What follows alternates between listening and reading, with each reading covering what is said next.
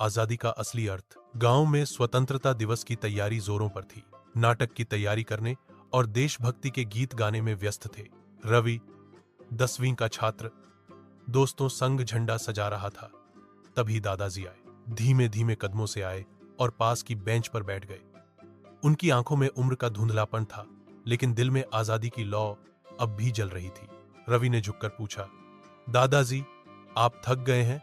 आइए, मैं आपके लिए पानी लाता हूं। दादाजी मुस्कुराए, बेटा, थकान तो हमें तब थी जब हम आजादी के लिए लड़े थे। अब तो बस यह देखना है कि तुम लोग उस आजादी की कद्र करो। रवि ने उत्सुकता से पूछा, दादाजी, आपने आजादी की लड़ाई देखी है? कैसी थी वो? दादाजी की आंखें चमक उठीं। बेटा, तब हमारे पास न मोबाइल था, न टीवी, न इंटरनेट, लेकिन हमारे दिल में देश के लिए आग थी। मैं तुम्हारी उम्र का था जब गांव के नौजवान रात रात भर अंग्रेजों के खिलाफ पर्चे बांटते थे। हमें पता था कि पकड़े गए तो जेल जाएंगे, मार भी खा सकते हैं, लेकिन डर से बड़े थे सपने। एक ऐसे भारत के सपने जहां हम अपनी भाषा बोलें, अपने खेत में काम करें, अपनी धरती पर सिर ऊंचा करके चले। रवि चुपचाप सुनता रहा।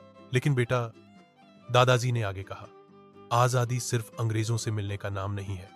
असली आजादी तब है जब कोई भूखा न सोए, कोई अनपढ़ न रहे और कोई डर के साए में न जिए। हमें वो भारत बनाना है जिसके लिए शहीदों ने जान दी। इतना कहकर उन्होंने जेब से एक पुरानी तिरंगे की पट्टी निकाली। थोड़ी फटी हुई, मगर रंग अब भी चमकदार। यह पट्टी मैंने तब बांधी थी जब 15 अगस्त 1947 की सुबह पहली बार हमारे गांव में तिरंगा फहराया गया था। आज मैं यह तुम्हें दे रहा हूं ताकि तुम याद रखो कि यह सिर्फ कपड़ा नहीं है, यह हमारे सपनों, बलिदानों और जिम्मेदारियों का प्रतीक है। रवि ने कांपते हाथों से वह पट्टी ली और सीने से लगा ली। उसकी आंखों में चमक थी।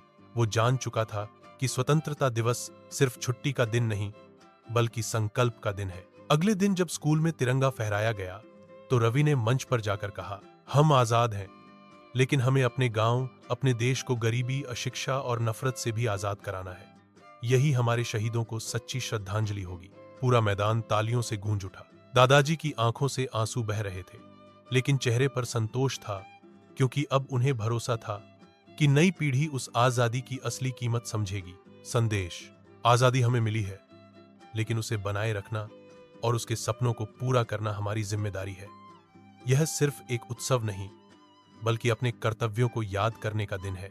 If you like this video, please comments, like and subscribe. Thanks for watching.